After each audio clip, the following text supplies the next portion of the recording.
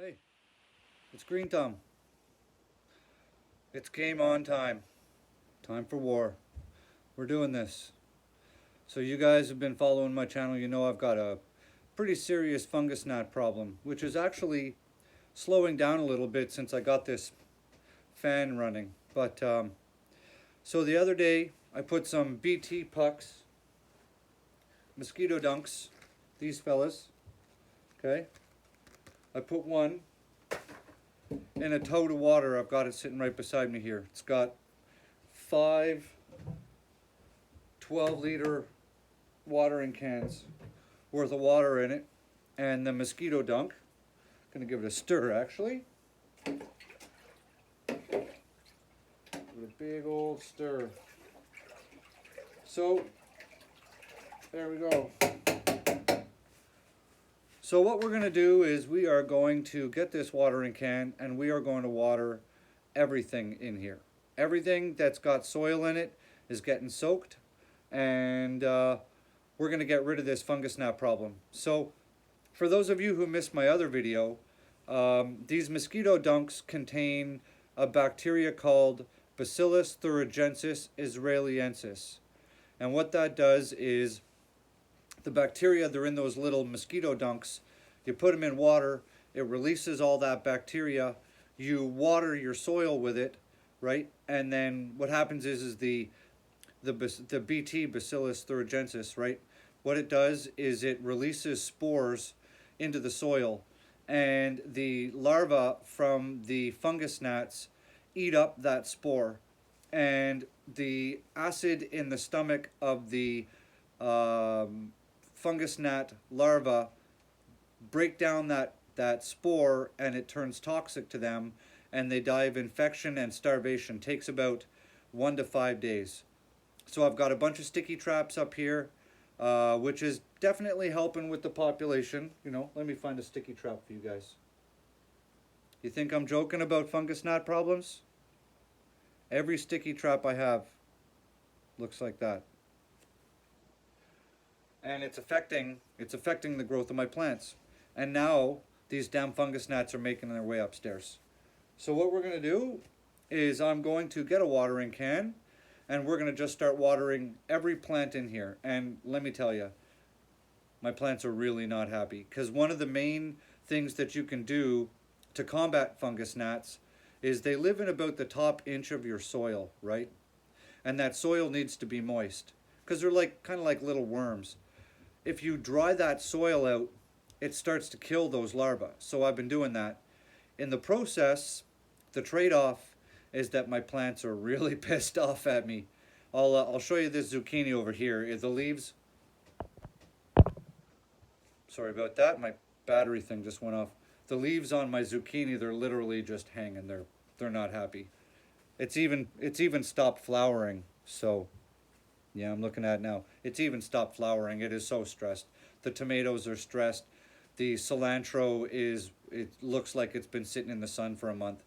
But I had to do something to start this process. So I'm going to get a watering can, and let's get watering. It's game on. Okay, so this is the tote. I've already given everything one watering, but I know everything is really dry, and the water is running right through most of the soil in these and getting sucked up and dropped into the drain pans in the bottom. But that's okay, because it'll just get reabsorbed. But this is what it breaks down to.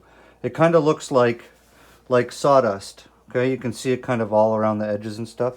So I'm just giving it a stir as I go. And then what I can do is I can just refill this back with water, and all these chunks floating around are still inoculated with that bacteria. So once I get everything watered, because I know I'm not going to have enough to fully water everything in here, I'm going to just fill this back up, knock all that stuff back into the water, and then tomorrow I'll just come back through after the plants have absorbed whatever water is in the drip trays in the bottom, and I'm going to water them again. So remember I told you how sad my zucchini is? Look at that poor little zucchini. Well, there's 2 here, but it is not happy. That's what water stress looks like. So I've already given everything a water. I poured water in the 2 back buckets there, water in the soil over there. I've even watered this stuff down here that's sitting here. So everything's got one start. So all we're doing is we're gonna just give it a dunk, and then we're just gonna water it all in. And my main focus here is to get the entire surface soaked. Look at, it's not even flowering anymore. Oh, there's one flower. So that's why I'm gonna reload this thing anyways, so that way I can get more water in my plants and get them back to healthy, happy plants, because right now they are nowhere near happy. So we're just watering it all in, getting all coverage all the way across the top, and we're going to let those bacterium do their job, because they're very efficient at it. And that's another reason why I want to reload this, because I know this soil is so dry that this water that I'm putting on the top is just going to settle downwards, and I don't want this soil to dry out, because if the soil dries out, the bacteria that I'm putting in here, the BT, it's also going to dry out, and we don't want that. Look at my poor little Swiss chard. It's like it's sunburnt. So we're making sure it all gets a good drink. And that's the other problem, is that when soil becomes very dry, it becomes hydrophobic and does not like to absorb water. You may notice that with your house plants in the wintertime. You water it and the water just runs right through the soil and into your drip pans. That's because the soil is so dry, it's just not sucking up any water. It needs some time. So I'm going to make sure everything gets a real good drink here. And within a couple of days, everything will be standing right back up and happy.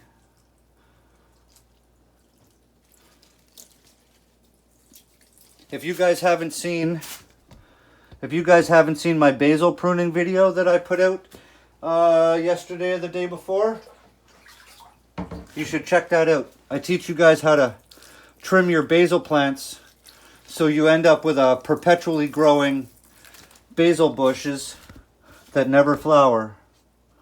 Here's the dill. We transplanted those not too long ago.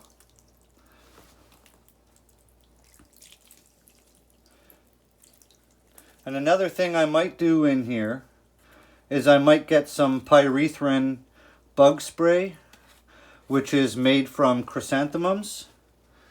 And I might come in here with a mister and mist all the plants.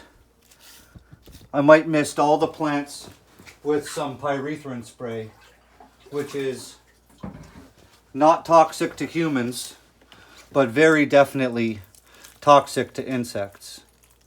So that's another way I can deal with the adult flies, right? I'll just mist all the plants. But if you look at the tomato stems, let's see, hang on, I'll zoom in here so you can see what I'm saying. You see all those black specks? Those are all fungus gnats that have gotten trapped in the little hairs of that tomato.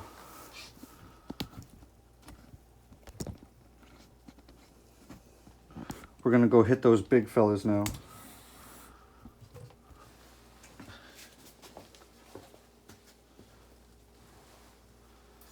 Put that in there. And the thing is when you're doing a treatment like this, you have to treat everything, all of your soil, every bit of soil, because they all have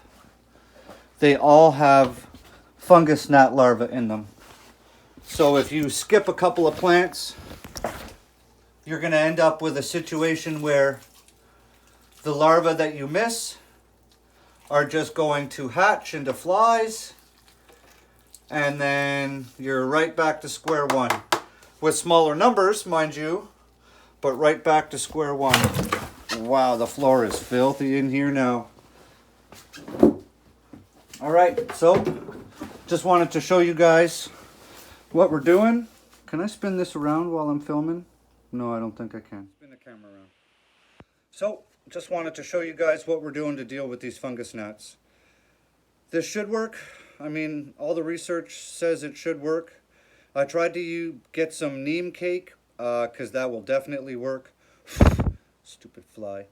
But I couldn't get my hands on any for a price that I considered cost efficient. So we're going to go with this BT. And like I said, if you guys have houseplants and you want to do the same, and this stuff is completely safe to humans and animals. The pH in our intestinal tract and in our stomach is not high enough to activate the toxins on the spores. So it's totally safe. I could probably chew on one of those. I mean, probably tastes like crap, but you know, it's safe to use. It's safe to use in your house because it's in all the soil all around the planet, right? They just literally harvest it, grow it, and then inoculate those pucks. So I'm going to get back to watering, and within 1 to 5 days, we should see a drastic drop in fungus gnats in here. Okay? If you guys like what you see, hit that subscription button down there, the notification bell. Give me a big thumbs up on this, and leave me a comment if you want. All right, guys. Thanks for watching, and grow good food. See ya. So it's been about 3 days since I first started treating the greenhouse with the BT in the water with the mosquito dunks. As you guys can see from the last shot that you would have seen of what it looked like in here till now, it's a little different. We got some trellis netting up, moved some stuff around, did some reorganizing, and I just emptied that tote for a second time of water with the mosquito dunks in it. So everything in here is good and watered. It's all coming back to life. You guys saw what those look like in the first clip, and now they're nice and fresh. Look at how gorgeous that is. Look at the colors on these. That's rainbow Swiss chard, or rhubarb Swiss chard. So everything's coming back to life. Everything is nice and healthy, except for my spinach. Look at this. This spinach is not so healthy, because look at the root. Look what's happening with that little root. I don't know if I should rebury it or what. I don't even know how it ended up growing out of the soil.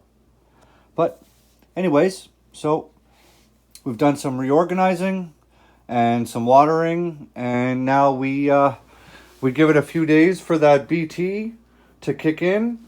See, you can see we're watering enough that the drip trays are full, and all those plants will just suck that water back up into those drip trays. We got flowers on all the tomato plants. Okay. Things are moving along. Now we just need to get rid of those fungus gnats so we can have healthier soil and healthier roots and healthier plants. And away we go. So if you guys are new here, if you feel like it, smash that subscription button and the notification bell. And for those of you who are my subscribers and who are just hanging out to watch this stuff, I appreciate it very much. Give me a big thumbs up, guys. Love y'all. Grow good food. Talk to you later. Green thumb out. Peace.